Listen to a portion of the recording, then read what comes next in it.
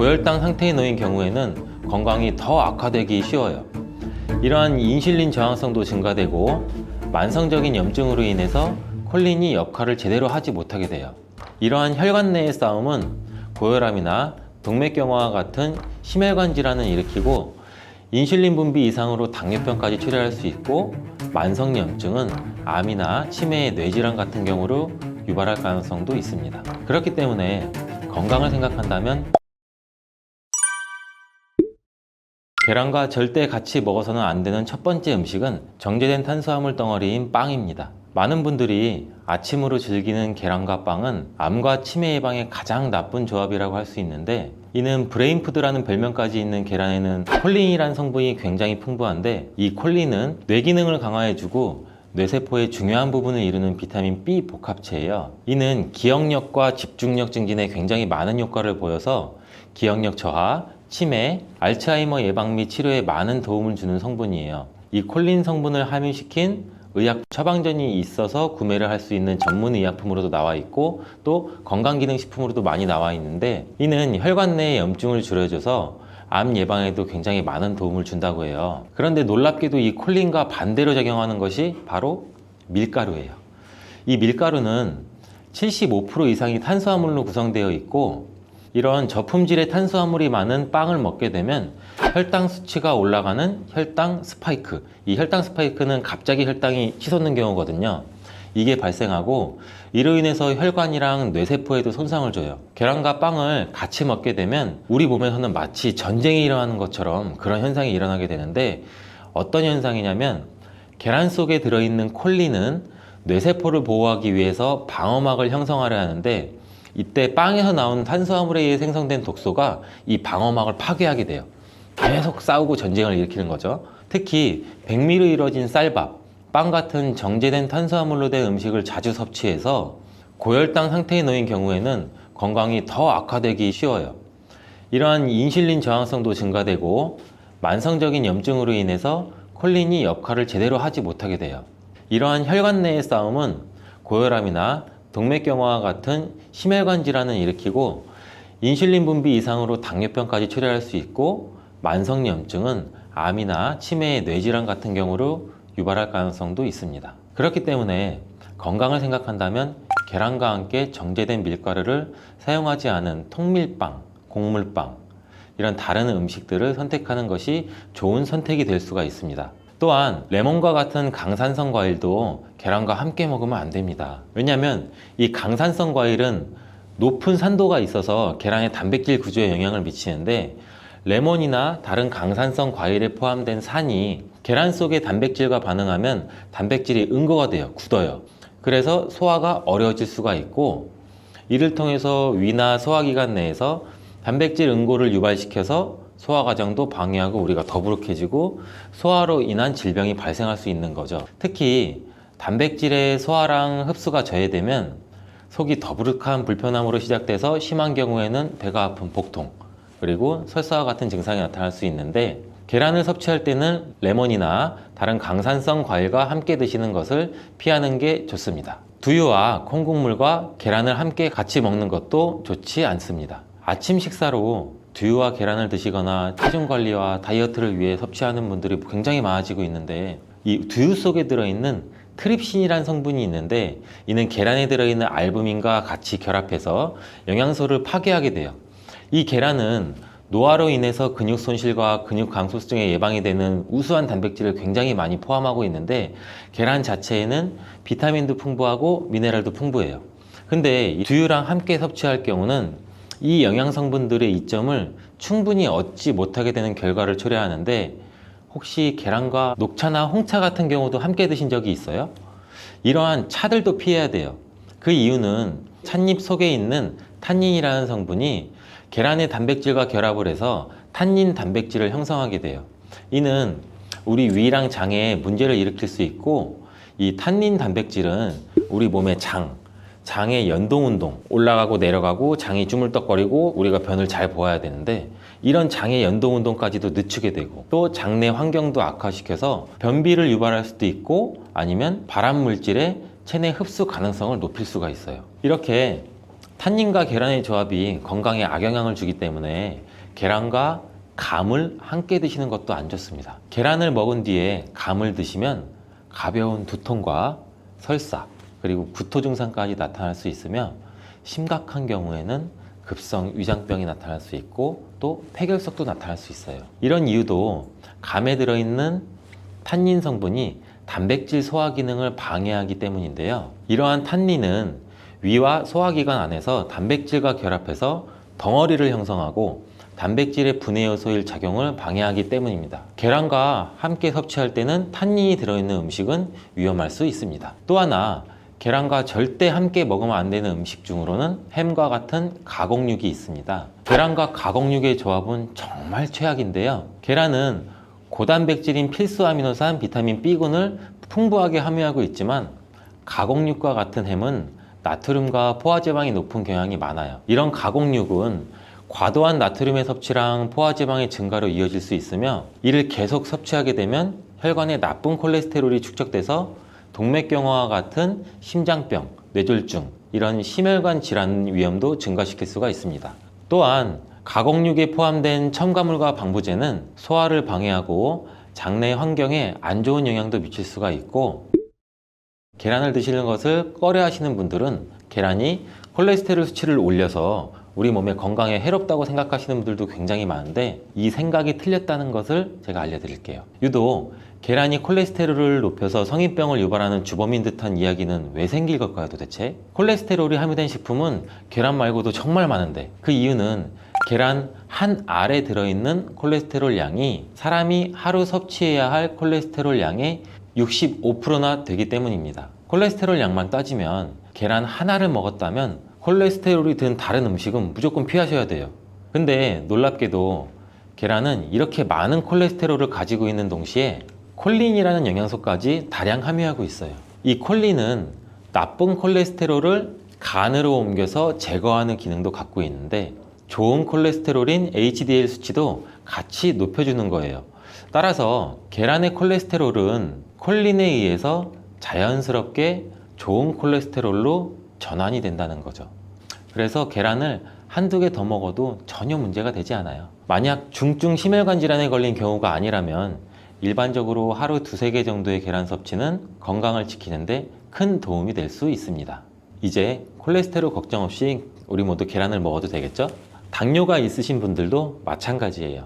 50대 이후가 되면 당뇨 환자가 급격히 많아지게 되는데 당뇨는 정말 무서운 병이에요. 당뇨는 당뇨 한 가지만으로도 위험하지만 당뇨로 인한 고혈압, 심근경색, 뇌졸중, 치매, 다른 질병을 유발시키기 때문에 그런데 당뇨의 원인 중 하나는 비만이 있는데 이 비만 관리가 바로 당뇨 관리로 직결된다고 해도 과언이 아니죠.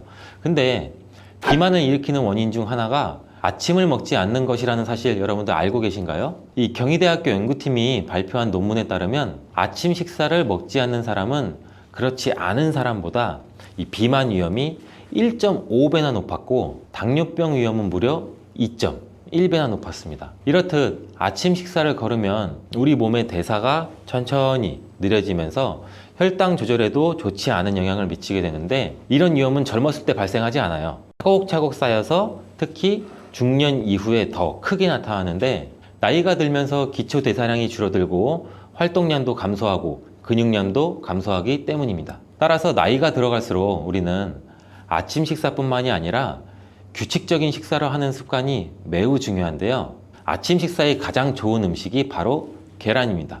계란에는 우리 몸에 꼭 필요한 다양한 영양소가 풍부하게 들어있기 때문인데 특히 당뇨 때문에 고생하시는 분들 굉장히 많으시죠. 이 당뇨 때문에 고생하시는 분들에게는 최고의 식품이라고 할 수가 있어요. 우선 계란에는 고품질의 단백질이 굉장히 많이 들어있는데 계란 한 개에 약 6g 정도가 들어있고 이 단백질이 포만감도 오래 유지시켜줘서 과식도 예방하는 데 굉장히 많은 도움이 되고 또 이 단백질은 혈당을 조절하는 호르몬인 인크레틴이라는 호르몬 분비를 촉진시켜서 식후 혈당이 급격히 상승하는 혈당 스파이크도 억제하고 안정적으로 유지하는 데 굉장히 효과가 좋습니다. 이뿐 아니라 계란 노른자에 있는 비타민 D, 비타민 B, 콜린 등 중요한 영양소들이 풍부하게 들어있어 비타민 D는 인슐린 분비와 감수성을 높이고 면역력도 길러주고 콜린은 간 건강에 도움을 줘서 지방간을 예방하는 데 굉장히 효과적인 성분입니다. 이 지방간은 비만과 당뇨의 위험 요인 중 하나인데,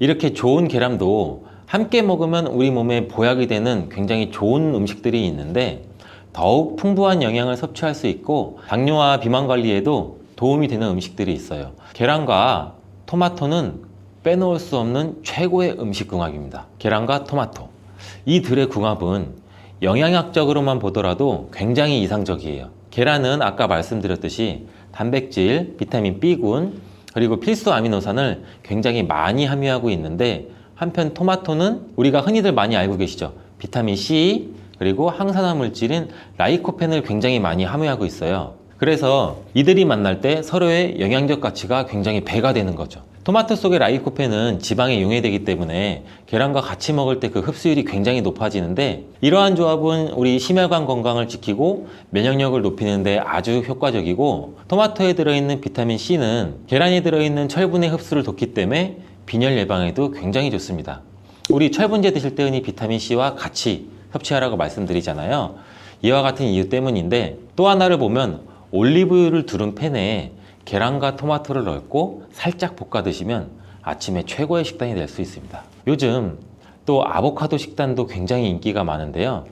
흔히 지중해 식단 이렇게 말씀을 많이들 하고 계시죠. 계란과 아보카도도 굉장히 좋은 궁합인데, 계란에는 매번 말씀드리지만 굉장히 많은 영양소가 있는데, 아보카도에 함유된 건강에 좋은 지방산, 특히 오메가3 지방산과 비타민 E를 많이 갖고 있어 이 두 가지 재료가 만나면 서로가 영양적 시너지가 굉장히 폭발합니다. 이 아보카도 속의 건강한 지방은 계란이 단백질 흡수를 더욱 좋게 하고 흡수율을 더욱 높입니다. 또 계란 속에 있는 비타민과 무기질은 아보카도의 지방산을 흡수하는 데 도움을 주고, 이러한 조합은 심혈관 질환 그리고 뇌 건강에 굉장히 긍정적인 효과도 주고 전반적으로 건강을 굉장히 많이 향상시키는 효과도 같이 갖고 있는데, 이 아보카도와 계란을 함께 먹음으로써 식이섬유와 건강한 지방의 결합이 우리 몸의 포만감도 높이고 장내 환경을 굉장히 많이 개선을 시킬 수가 있습니다. 간단하게 아보카도와 계란 샐러드를 아침에 만들어 드시면 어떨까요? 계란을 또한 채소와 함께 드시면 비타민의 흡수율도 증가시킬 수가 있어요. 특히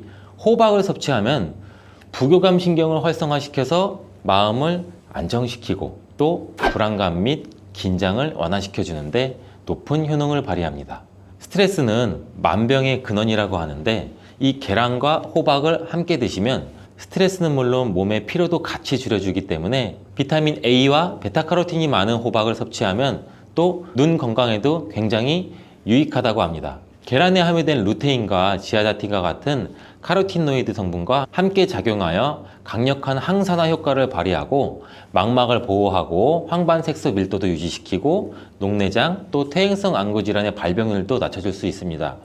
우리 흔히 많이 드시는 눈 영양제 조합을 보면은 루테인, 지아잔틴, 항산화 물질인 아스타잔틴, 또 베타카로틴과 이렇게 다 같이 구성이 되어 있는 걸 보셨을 거예요. 그 이유가 바로 여기에 있습니다. 최근에 시야가 뿌옇게 느껴지는 분들이 계란과 호박을 곁들인 식사를 하시면 더욱 좋답니다. 계란과 완벽하게 어울리는 다른 식재료 중 하나는 치즈가 있습니다. 치즈는 그 맛이 좋을 뿐만 아니라 영양학적으로도 계란과 아주 좋은데, 계란이 완전 식품으로 여겨질 정도로 여러 영양소를 가지고 있음에도 불구하고 상대적으로 칼슘 함량은 굉장히 낮아요. 근데 유제품인 치즈는 칼슘을 풍부하게 함유하고 있어서 이를 보완해 줄 수가 있죠. 특히 유제품 중에서는 치즈는 계란과 굉장히 잘 어울리는데, 치즈는 발효된 우유에서 만들어지면서 그 발효 과정에서 유산균이 작용해 단백질 함량이 감소해서 과다한 단백질의 섭취를 피하면서도 서로 영양적 혜택을 굉장히 많이 보완할 수가 있어요. 이 사과도 계란과 정말 잘 어울리는 식품인데, 다양한 영양소가 계란에 굉장히 균형 있게 포함되어 있는데, 이 비타민 C와 식이섬유가 상대적으로 적은 편이라는 점에서 사과가 이를 완벽하게 보완해 줄 수가 있어요. 사과는 비타민과 식이섬유가 많아서 장 기능을 활성화하고 배변을 원활하게 하는 데 기여할 뿐만 아니라 혈관에 누적된 해로운 콜레스테롤도 없애 동맥경화, 심장질환, 뇌졸중 등 심혈관 질환을 예방하는 데 도움을 많이 줘요.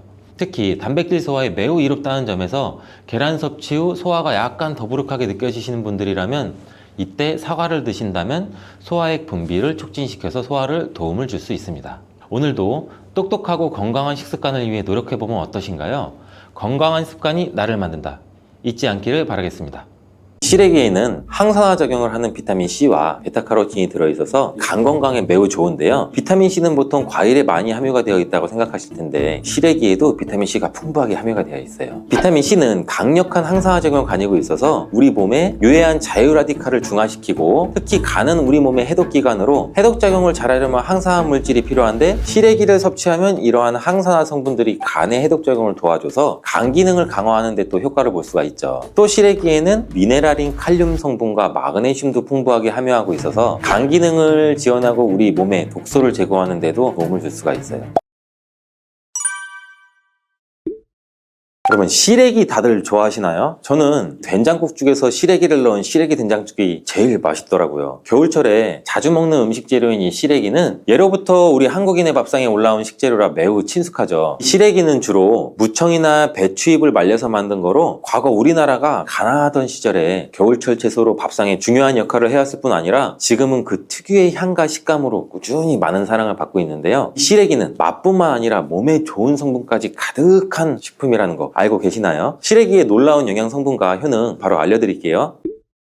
첫 번째 시래기의 효능은 바로 뼈 건강에 좋다는 거예요. 시래기와 뼈 건강? 잘 연관지어지지 않는데 놀라셨나요? 시래기에는 100g당 칼슘 함유량이 우유의 약 3배나 된다는 사실. 이렇게 시래기에는 칼슘이 풍부하게 들어있어서 뼈를 튼튼하게 유지하는 데 도움을 줄 수가 있어요. 뼈 건강에 칼슘이 좋은 역할을 한다는 거 다들 아시잖아요. 시래기는 칼슘뿐 아니라 뼈 건강에 필수적인 비타민 D와 비타민 K도 함유가 되어 있어요. 비타민 D는 뼈의 칼슘 합성을 도와주고 비타민 K는 뼈의 형성과 유지에 또 중요한 역할을 해주는데 비타민 K는 오스테오칼신이라는 단백질의 생성을 촉진시켜서 뼈의 형성을 돕죠. 또 뼈의 분해를 억제해서 뼈 손실을 예방하는 효과도 있고 그래서 시래기를 꾸준히 섭취하면 칼슘과 함께 다양한 미네랄들이 뼈에 좋은 영향을 미쳐서 건강한 뼈를 유지하는 데 효과적이에요. 시래기를 잘 익혀서 먹으면 더 흡수율도 좋아지는데 이는 뼈 건강에 굉장히 중요한 부분이라고 할 수가 있어요. 특히 중년과 노년층에서는 뼈의 밀도가 낮아져 골다공증이나 골절 위험률이 높아지기 때문에 칼슘을 충분히 섭취하는 것이 중요해요. 두 번째 시래기는 장 건강에 좋은 영향을 미쳐요. 시래기는 식이섬유가 매우 풍부한 식품인 거 다들 아시잖아요. 시래기는 무청을 말린 건데 그늘에 말리기만 했을 뿐인데 식이섬유가 무청의 4배 정도 된다는 사실 신기하죠. 시래기에 함유된 식이섬유는 장내의 물과 함께 팽창해서 변을 부드럽게 만들어줘서 장 운동도 원활하게 도와주는데 이러한 작용은 장의 연동 운동을 촉진시키고 변비 예방에도 장 건강을 유지하는 데 효과적이에요. 또한 이러한 시래기는 장내 유익한 세균에게 영양을 공급하는 역할도 같이 해요. 장내 유익한 세균은 이 시래기의 식이섬유를 먹고 번식하고 또한 장에 좋은 유익균이 자랄 수 있는 환경을 만들어주고 이는 장내 세균의 다양성과 균형을 유지하는 데 도움을 줄 수 있어요. 유익균들이 장 건강에 중요한 역할을 하기에 시래기를 드심으로 장의 환경을 개선시킬 수가 있겠죠. 이뿐 아니라 시래기에는 항염증 작용을 하는 플라보노이드와 폴리페놀 등의 식물성 화합물이 함유가 되어 있는데 이러한 식물성 화합물은 우리 몸에 염증을 제거하고 장내 염증을 감소시키는 데도 도움을 줄 수가 있겠죠. 시래기는 장을 건강하게 유지하고 장에서 발생할 수 있는 다양한 질병을 예방하는 데 도움이 될 수 있어요. 장 건강을 생각한다면 이제부터 시래기 섭취해야 되겠죠. 시래기의 놀라운 효능 세 번째는 간 해독 능력이에요. 건강에 매우 좋은데요. 비타민C는 보통 과일에 많이 함유가 되어 있다고 생각하실 텐데 시래기에도 비타민C가 풍부하게 함유가 되어 있어요. 비타민C는 강력한 항산화 작용을 가지고 있어서 우리 몸에 유해한 자유라디칼을 중화시키고 특히 간은 우리 몸의 해독기관으로 해독작용을 잘하려면 항산화 물질이 필요한데 시래기를 섭취하면 이러한 항산화 성분들이 간의 해독작용을 도와줘서 간 기능을 강화하는 데 또 효과를 볼 수가 있죠. 또 시래기에는 미네랄인 칼륨 성분과 마그네슘도 풍부하게 함유하고 있어서 간 기능을 지원하고 우리 몸에 독소를 제거하는 데도 도움을 줄 수가 있어요. 간은 알코올이나 지방이나 환경적 유해 물질 처리하는 중요한 역할을 하는 기관이기 때문에 시래기를 자주 섭취하는 것도 간 건강에 큰 도움이 될 수 있다는 거 기억해 주세요. 네 번째 시래기의 효능은 바로 혈관 건강. 시래기에는 다양한 영양소가 들어있는데 특히 혈압을 안정시키는 데 도움을 줄 수 있는 칼륨 성분도 많이 들어있어요. 칼륨은 나트륨과 균형을 맞춰서 혈압을 조절하는데 효과적인데 칼륨은 나트륨을 체외로 배출시키는 역할도 하고 혈압을 조절하는 데 도움을 주고 또 시래기에는 비타민 K도 포함되어 있어요. 비타민 K는 혈액 응고를 조절하고 혈관을 건강하게 유지하는 데 중요한 역할을 하죠. 고혈압은 혈관 건강에 해로운 영향을 미칠 수가 있고 칼륨이 풍부한 시래기를 섭취하면 혈압 조절하는 데 조금이나마 도움을 줘서 혈관 건강을 유지할 수가 있겠죠. 국립농업과학원에서 시래기를 가지고 연구를 진행한 것도 있었는데, 시래기를 5주 동안 꾸준하게 섭취한 실험 쥐군들의 혈압이 일반 대조군 쥐들에 비해서 혈압의 23%나 유의미하게 감소됐다는 결과예요. 특히 혈압을 걱정하시는 노년분들은 시래기를 꾸준히 섭취하면 혈관 건강을 지키고 고혈압이나 동맥경화와 같은 질병을 예방하는 데에도 도움을 줄 수가 있겠죠. 몸에 좋은 시래기, 이것과 먹으면 찰떡궁합인 거 혹시 아세요? 시래기와 함께 먹으면 좋은 음식을 알려드릴게요.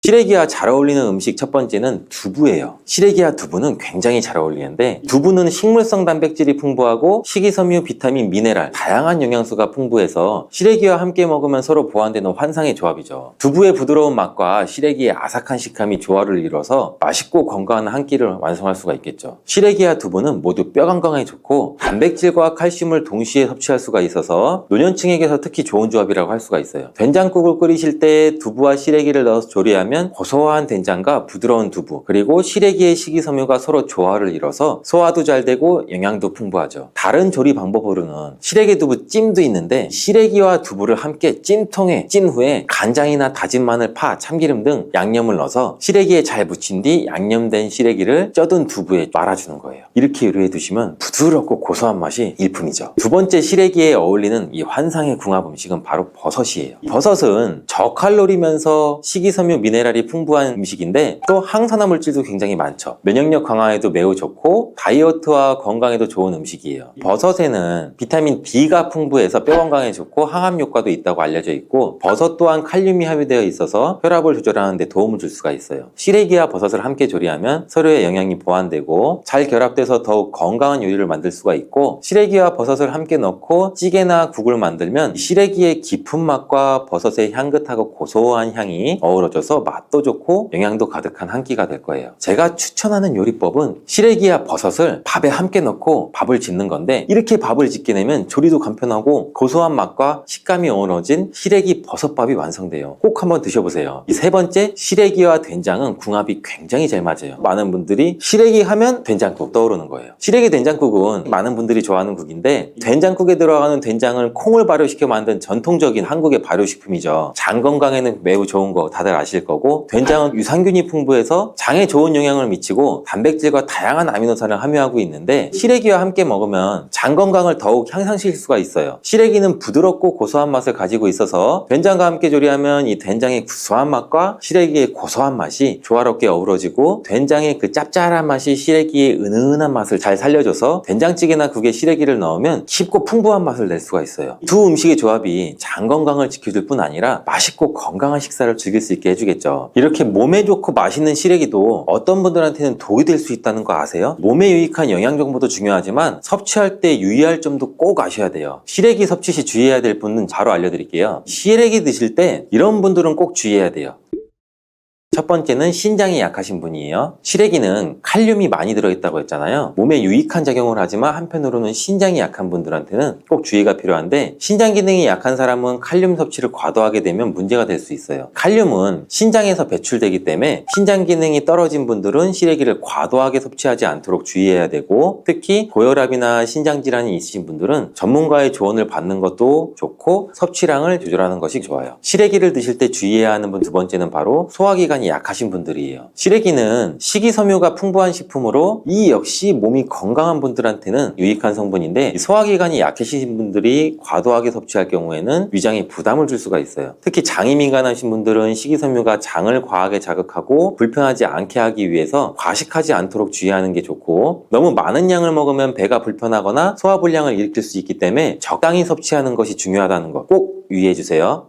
먼저 오초라는 독초가 있는데 쑥과 굉장히 비슷해요. 해마다 오초를 섭취하시고 병원에 실려오시는 환자들이 많대요. 이 오초는 조선시대에는 사약을 만들 때 사용할 정도로 맹독을 가지고 있다고 하는데, 많이 자랐을 때는 쑥과 어느 정도 구분이 되지만 어린 잎인 새순은 쑥과 너무 비슷해서 이런 사고가 자주 발생되게 된다고 해요. 그리고 쑥은 아무 데서나 채취해서 드시면 안 되는데, 그 이유는 바로 중금속 때문이에요. 도심이나 하천, 도로변에서 채취한 쑥에서는 기준치 이상의 발암물질인 중금속이 검출이 되고, 쑥을 채취할 때는 각별히 주의하시고 웬만하면 안전하게 재배돼서 판매하는 쑥을 드시는 것을 권장드려요. 또한 이 쑥 자체에도 독성이 있어 주의가 필요한데,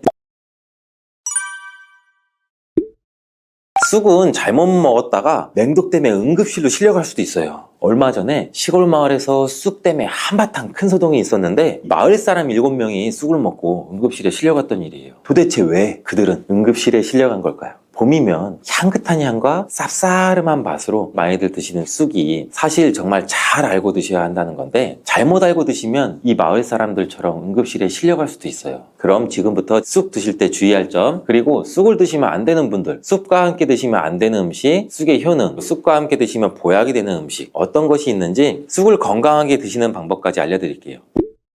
우리나라에 자라는 쑥의 종류가 40종이 넘고 쑥과 비슷하게 생긴 독초도 있어서 채취할 때 주의해야 되는데 먼저 오초라는 독초가 있는데 쑥과 굉장히 비슷해요. 해마다 오초를 섭취하시고 병원에 실려오시는 환자들이 많대요. 이 오초는 조선시대에는 사약을 만들 때 사용할 정도로 맹독을 가지고 있다고 하는데 많이 자랐을 때는 쑥과 어느 정도 구분이 되지만 어린 잎인 새순은 쑥과 너무 비슷해서 이런 사고가 자주 발생되게 된다고 해요. 그리고 쑥은 아무 데서나 채취해서 드시면 안 되는데 그 이유는 바로 중금속 때문이에요. 도심이나 하천, 도로변에서 채취한 쑥에서는 기준치 이상의 발암물질인 중금속이 검출이 되고 쑥을 채취할 때는 각별히 주의하시고 웬만하면 안전하게 재배돼서 판매하는 쑥을 드시는 것을 권장드려요. 또한 이 쑥 자체에도 독성이 있어 주의가 필요한데 소화기관이 약한 사람이 과다하게 섭취할 경우에 복통이나 설사, 문제가 발생할 수 있어요. 임산부가 쑥을 드시면 자궁 수축을 유발해서 조산이나 유산의 위험성도 증가시킬 수가 있고 쑥의 독성은 봄에 채취할 때보다 여름에 채취한 쑥에서 강하게 나타나게 돼요. 쑥의 독성으로 인해서 알러지를 일으킬 수 있는데 재채기나 콧물, 눈물이 많이 날 수가 있고 두드러기나 복통의 증상도 나타날 수가 있겠죠. 심하면은 호흡곤란도 생길 수가 있겠고 평소에 복숭아, 사과, 해바라기, 국화과 식물로 인해서 알레르기 반응이 있으신 분들은 특별히 주의하시는 걸 당부드려요. 몸에 열이 많은 분들도 쑥을 함부로 드시면 안 돼요. 쑥이 몸에 좋다고 해서 계피나 대추 또는 약재 같은 걸 넣어서 차로 끓여 드시기도 하고 물 대신 드시거나 쑥즙을 내어 드시는 분들도 많으신데 평소에 몸에 열이 많은 분들은 이렇게 드시면 안 돼요. 한의학 쪽에서는 생쑥은 따뜻하고 익힌 쑥은 뜨겁고 매운 성질을 갖고 있는 식물이라고 해요. 몸에 열이 많은 분들이 쑥을 저렇게 드시면 몸에 지나치게 많은 열이 발생해 오히려 부작용이 발생할 수가 있는데 게다가 열은 특히 가슴과 머리 쪽으로 올라가게 돼요. 이 열로 인해 혈압도 올라갈 수가 있겠고 심장질환의 원인이 될 수도 있겠죠. 이런 쑥을 드실 때는 함께 먹는 음식도 중요한데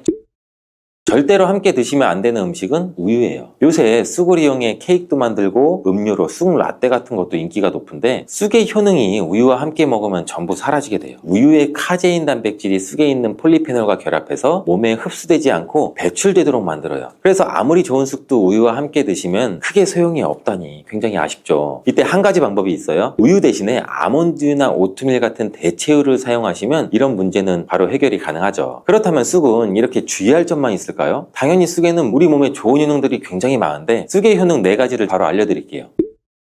첫 번째 쑥의 효능은 염증 제거에 탁월한 효능을 발휘해요. 쑥은 예로부터 약초로 많이 사용돼서 왔고 현대 한의학에서도 쑥은 약재로 많이 사용되고 있죠. 특히 쑥은 민간요법으로 상처에 붙여 감염을 방지하거나 우리 혈관 내의 염증을 제거하는 데도 사용되고 이러한 쑥의 사용법은 과학적으로도 올바른 방법으로 또 인정을 받고 있어요. 이러한 항염증 효능은 쑥에 함유된 타닌 성분 때문인데 타닌은 몸속에 유해물질을 배출하는 데 도움을 주고 쑥 특유의 떫은 맛을 내는 역할도 해요. 항염, 항알러지 작용으로 아토피와 같은 알러지 체질을 개선하는 데도 도움을 줄 수가 있고 우리 혈액 정화 작용을 해주는 클로로필 성분이 풍부해서 혈관 내에 나쁜 콜레스테롤을 흡착해서 배출해줘서 혈액순환도 원활하게 해주죠. 이뿐 아니라 클로로필은 혈액 내에 해로운 병균을 제거해주는 백혈구의 수를 늘려 염증을 억제하는 데 탁월한 효능을 발휘해줘요. 두 번째 쑥의 효능은 당뇨 개선에도 탁월하죠. 쑥에는 이눌린이라는 수용성 식이섬유가 풍부한데 이 성분은 장에서 포도당의 흡수를 느리게 만들고 식후에 혈당이 급격히 오르는 것을 예방해주죠. 건강한 성인을 대상으로 한 최근의 연구에서는 이들이 쑥 추출물을 먹고 난 후에 식후 혈당이 눈에 띄게 낮아진 결과를 확인할 수 있었대요. 그리고 클로로겐산이라는 성분이 많아서 간에서는 포도당의 합성을 억제하고 근육에서는 포도당의 이용을 촉진을 해서 혈당 조절에 큰 역할을 해준다고 해요. 실제 연구에서도 클로로겐산은 공복 혈당과 당화혈 색소가 크게 낮아지고 인슐린 감수성이 높아진 사실도 밝혀졌어요. 근데 이 두 가지 성분보다 훨씬 더 중요한 성분이 있는데 그건 바로 시네올이라는 성분이에요. 이 시네올이 혈당 조절에 결정적인 역할을 하는데 췌장의 베타서포를 자극해서 인슐린 분비를 촉진시켜주고 말초 조직에서는 인슐린의 감수성을 높이는 역할을 해요. 시네올 말고도 쑥에는 이눌린, 클로로겐산, 폴리페놀 등 여러 생리활성 물질들이 복합적으로 작용해서 당뇨를 개선하는 효과를 나타내는 거예요. 세 번째 쑥의 효능은 몸을 따뜻하게 해주는 역할을 하죠. 당뇨 개선에도 도움을 주는 시네올은 특유의 향을 내며 몸을 따뜻하게 해주는 효과가 있어요. 시네올은 혈액순환을 촉진하고 면역력을 강화하는 데도 도움을 주고 특히 이 손발이 찬 수족 냉증을 개선하는 데도 효과적이죠. 신진대사를 원활하게 해줘서 생리통, 생리불순 등 여성질환을 완화시키는 데도 큰 역할을 해주죠. 쑥의 따뜻한 성질이 혈액순환을 촉진하고 자궁의 기능도 강화해주기 때문이에요. 네 번째 쑥의 효능은 장을 건강하게 해서 변비를 예방하고 소화불량을 해결하는 데 도움을 줄 수 있는 거죠. 이 쑥에는 시금치보다 무려 3배나 많은 식이섬유를 갖고 있어서 장운동을 촉진시키고 변비나 숙변 제거에도 탁월해요. 또한 시네올은 위장점막의 염증도 완화하고 위장 내 유해균을 제거해서 소화장애도 예방하는 데 도움을 주죠. 그리고 쑥에 함유된 비타민 A는 우리 장에 있는 점막도 보호해주고 장 건강을 유지하는 데 도움을 줘서 항산화 작용이 뛰어난 비타민 C도 장내 유해균을 제거해주고 장내 환경도 건강하게 해줄 수가 있죠. 평소 소화가 잘 되지 않는 분은 쑥을 섭취하셔서 답답하고 더부룩한 증상을 해결하면 정말 좋겠죠. 근데 쑥을 드실 때 쑥만 드시는 게 아니잖아요. 다른 음식들과 같이 드시는데 쑥도 궁합이 맞는 음식이 따로 있다는 거 제가 지금 알려드릴게요.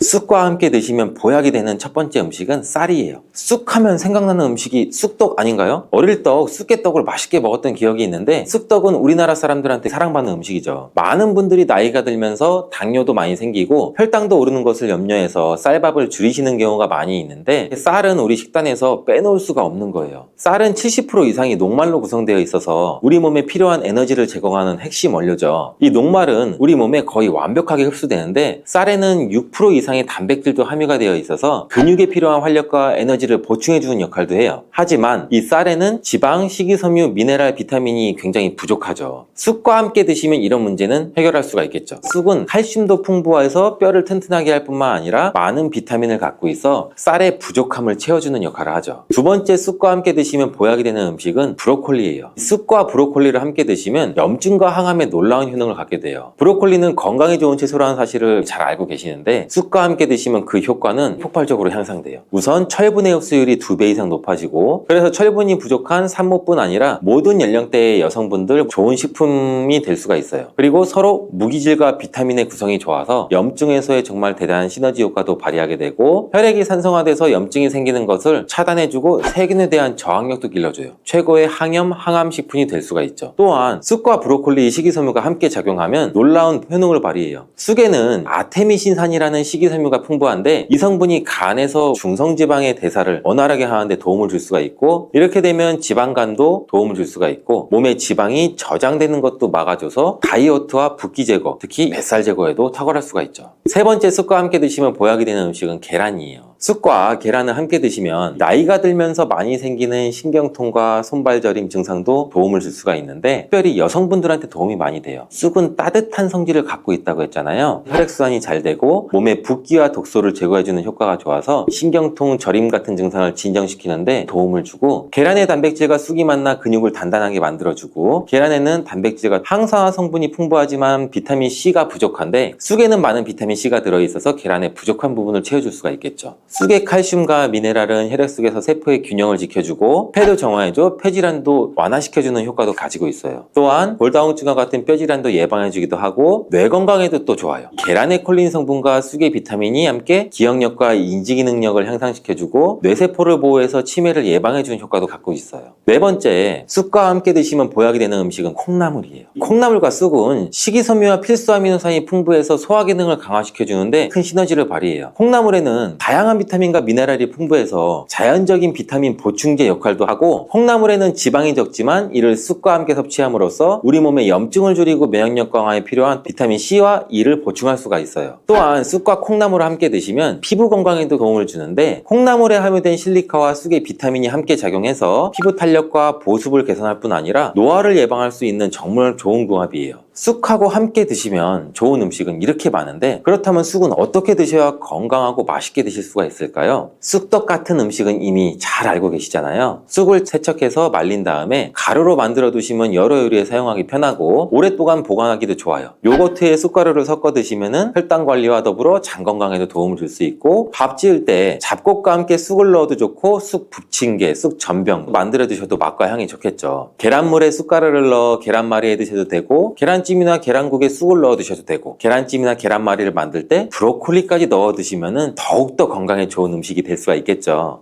두릅과 같이 표고버섯도 독특한 향과 맛, 그리고 풍부한 영양소를 함유하고 있는데, 표고버섯 하면 항암식품 굉장히 유명하잖아요. 두릅 또한 암 환자들의 식단에 꼭 들어가는 식재료예요. 두릅에 함유된 사포닌과 셀레늄이라는 성분이 암세포의 증식을 억제하기 때문인데, 한 연구에서 셀레늄을 꾸준히 섭취한 사람들의 암 발생 확률이 약 40% 이하로 나타났고, 암으로 인한 사망률도 50% 이하였다는 보고도 있어요. 표고버섯에도 항암 성분이 풍부해서 암 억제 효능이 뛰어난데, 특히 대장암과 위암, 췌장암의 예방에 탁월한 효능을 발휘하는 것으로 알려져 있죠.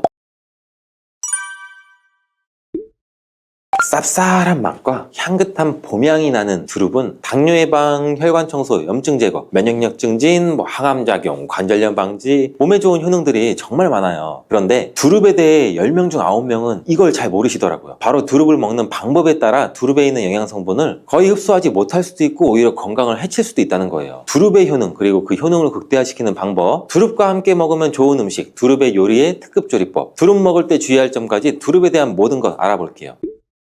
봄나무를 대표하는 두릅은 특유의 쌉싸름한 맛과 향이 있어 인기 만점인 채소예요. 두릅은 빠르면 3월 말부터 채취를 시작해서 5월까지가 제철이죠. 이때 맛과 향이 가장 뛰어난 것으로 알려져 있고, 두릅의 종류에는 참두릅, 땅두릅, 개두릅이 있어요. 참두릅은 두릅나무에 달리는 새순을 채취한 거고 가장 많이 판매되고 있는 두릅이에요. 땅두릅은 나무두릅과 달리 땅에서 난다고 해서 땅두릅인데, 한방 쪽에서는 독활이라고 부르면서 감기나 두통, 관절염의 약으로 사용되기도 한다고 해요. 개두릅은 엄나무의 새순이며 참두릅보다 맛이 떨어지고 새순이 붉은빛이 돌고, 참두릅과 달리 새순에도 가시가 있는 것이 특징이라고 해요. 이런 두릅은 맛과 향이 뛰어날 뿐 아니라 영양 성분도 풍부해서 건강에 아주 좋은데, 두릅에는 비타민 A, K, 그리고 대표적인 항산화 물질인 베타카로틴이 풍부해요. 비타민 A는 면역력을 강화하고 항산화 및 항염 효과가 뛰어나죠. 또 피부와 점막을 건강하게 유지시켜 외부로부터 세균과 바이러스의 침입을 방어하는 첫 번째 장벽 역할도 해요. 면역세포의 기능을 활성화시켜 우리 몸이 세균 바이러스와 싸울 수 있도록 도와주는 역할도 하죠. 또 활성산소를 제거해 항산화 작용으로 몸의 노화를 방지하고 다양한 질병의 발생을 줄여주는 효능도 있고, 두릅에 풍부한 비타민 K는 뼈를 튼튼하게 하고 혈관을 건강하게 하는 데 도움을 주고, 비타민 K는 칼슘의 흡수를 돕고 뼈에서 칼슘이 빠져나가는 것을 방지해서 뼈의 밀도를 높여 골다공증과 같은 뼈질환을 예방해요. 또한 혈관 내의 염증을 억제하고 칼슘이 혈관에 침착되는 것을 억제해서 동맥경화, 고혈압, 심장병 등의 심혈관 질환을 예방하는 데에도 도움을 주는 것으로 알려져 있어요. 다만 비타민 A, 비타민 K 등은 지용성 성분으로 그냥 물에 데쳐서 섭취할 경우에는 흡수율이 약 10%도 되지 않는다고 해요. 왜냐하면 지용성 성분은 물에 잘 녹지 않고 기름에 잘 녹는 성분이기 때문인데, 그래서 두릅을 물에 살짝 데친 후에 기름에 조리해서 섭취하면 흡수율이 최대 8배까지 높아질 수 있는 거죠. 근데 기름도 아무 기름이나 사용하시면 오히려 건강을 해칠 수 있는 것 아시죠? 올리브유 또는 들기름 같은 오메가3 지방산이 풍부한 기름을 사용하는 게 좋은데, 오메가3 지방산이 풍부한 기름과 두릅의 지용성 영양 성분이 만나서 효과가 더 좋아질 수 있는 거예요. 그러니까 두릅은 반드시 기름에 볶아서 드셔야겠죠. 근데 기름에 볶은 두릅하고 같이 먹으면 맛도 좋고 보약이 되는 음식이 있다면 어떻게 하시겠어요? 당연히 같이 요리해 드시는 게 좋겠죠.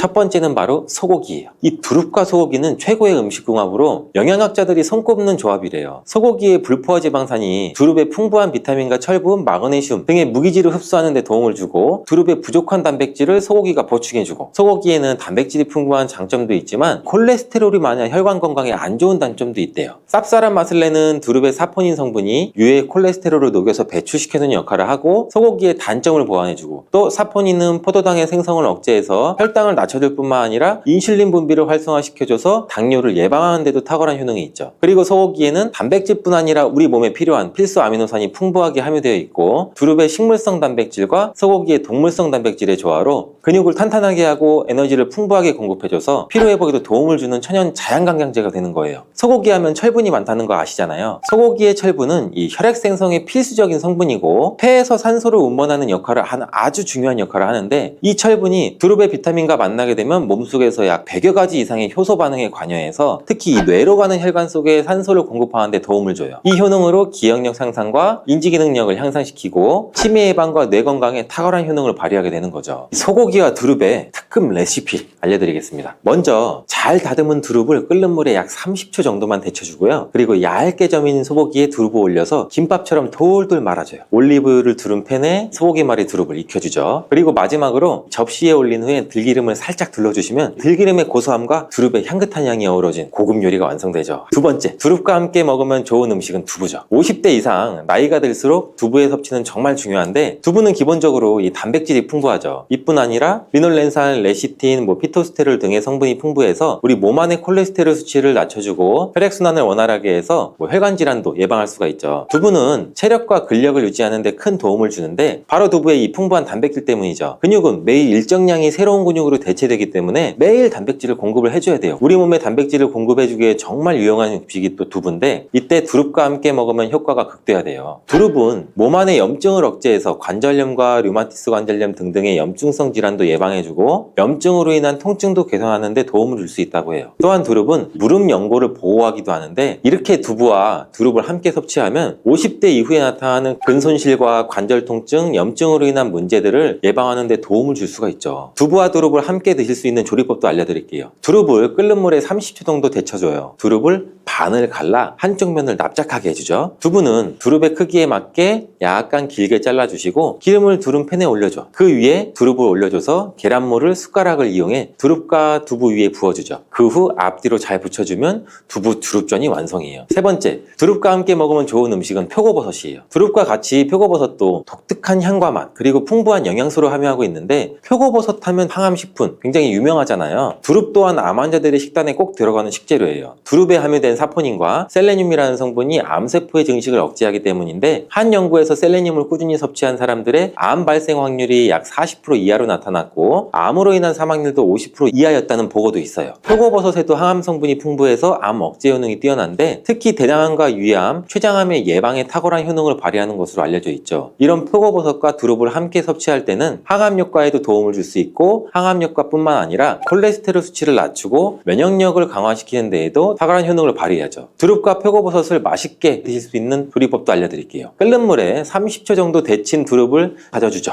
표고버섯도 채를 썰어주고 밀가루와 계란을 함께 넣은 반죽에 잘 섞어줘요. 이때 당근도 채를 썰어 넣어 함께 넣어주셔도 좋죠. 이렇게 만든 반죽을 올리브유 두릅팬에 잘 붙여주면 두릅, 표고버섯 전이 완성되죠. 네 번째, 두릅과 함께 먹으면 좋은 음식은 초고추장이죠. 정확히는 초고추장에 들어가는 식초예요. 데친 두릅을 초고추장에 찍어 드시는 방법이 가장 일반적으로 많이 드시는 방법인데 하나 기억하실 것은 데친 두릅을 올리브유에 한 번 더 살짝 볶아 드시면 영양성분의 흡수율도 8배 이상 높아지고 기름으로 인해 맛과 풍미도 훨씬 좋아진다는 점도 기억해 주세요. 두릅에는 캠페롤과 퀘르세틴이라는 성분이 풍부한데 퀘르세틴은 양파에 풍부한 성분으로 혈관 청소부라고는 별명도 가지고 있죠. 캠페롤이라는 성분은 브로콜리에도 풍부하게 함유된 강력한 항암 물질이에요. 캠페롤과 퀘르세틴이 함께 풍부한 두릅은 면역력도 올려주고 염증 제거는 물론이고 혈관에 쌓이는 혈전과 콜레스테롤도 제거해주는 데 도움을 줄 수가 있죠. 이런 효능은 식초와 만나면 효능이 극대화돼요. 식초의 산성이 두릅의 항산화 효능을 끌어올려주고 노폐물을 배출하는 데 탁월한 효능을 발휘하게 돼요. 또한 두릅의 항산화 성분과 각종 비타민, 식초가 만나 뇌세포의 활성을 도와주고 뇌혈관을 깨끗하게 해줘서 뇌신경을 건강하게 해주죠. 그렇다면 두릅은 맛과 영양이 좋으니 그냥 내 맘대로 먹어도 될까요? 절대 그렇지 않아요. 두릅도 드실 때 주의할 점이 있어요.